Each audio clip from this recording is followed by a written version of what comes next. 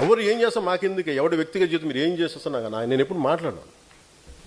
మన ఎమ్మెల్యేస్ కూడా ఇదే చెప్పారు. మేము నలిగి ఇక్కడ దాకా వస్తే మీ పర్సనల్ కాంటాక్ట్ తోటి మీరు దిగజార్చగానే చేసించాలని అభ్యర్థించాను అందరు.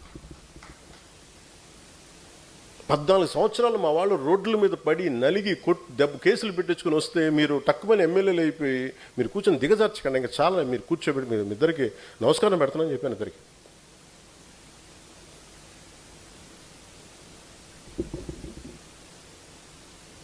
అంటే నేను అనుకుంటుంది ఏంటంటే డిసిప్లైన్డ్గా నడపాల్సిన పార్టీని.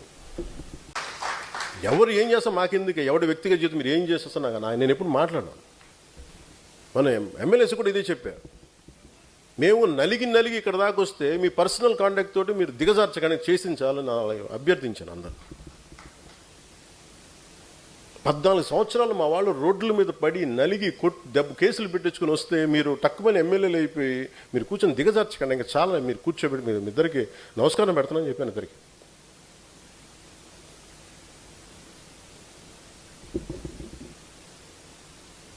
అంటే నేను అనుకుంటుంది ఏంటంటే డిసిప్లైన్డ్గా నడపాల్సిన పార్టీని.